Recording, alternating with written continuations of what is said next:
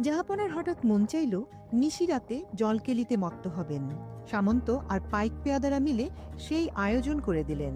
জাহাপনার ইচ্ছে পূরণে রাজমহলেই বানিয়ে দিলেন জলাধার, সঙ্গে জলসাঘর।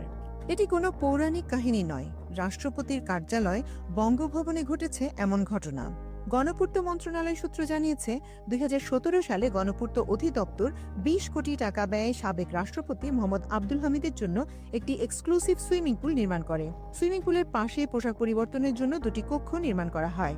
আর এতে করে দেশের ইতিহাস ও ঐতিহ্যের অংশ হিসেবে স্বীকৃত বঙ্গভবনের অঙ্গচ্ছেদ করা হয়েছে বলে অভিযোগ স্থাপত্যবিদদের। তাদের মতে, বঙ্গভবন হচ্ছে সরকার ঘোষিত একটি পুরাকীর্তি। এর মূল নকশায় সুইমিং পুল নেই। নতুন করে সুইমিং পুল নির্মাণের ফলে ইতিহাস, ঐতিহ্য এবং মূল নকশার লঙ্ঘন হয়েছে। গণপূর্ত অধিদপ্তর সূত্র জানিয়েছে, রাষ্ট্রপতির জন্য বঙ্গভবনে সুইমিং পুল কমপ্লেক্স নির্মাণ বাবদ প্রথমে বরাদ্দ হয় ৮ কোটি টাকা। পরে বঙ্গভবনের চাহিদা অনুযায়ী অর্থ বরাদ্দের পরিমাণ বাড়িয়ে ২০ কোটি টাকা ব্যয় করা হয়। সুইমিং পুল নির্মাণে বিপুল অর্থ ব্যয়ের স্বচ্ছতা নিয়ে প্রশ্ন রয়েছে বঙ্গভবনের হিসাব বিভাগেরও।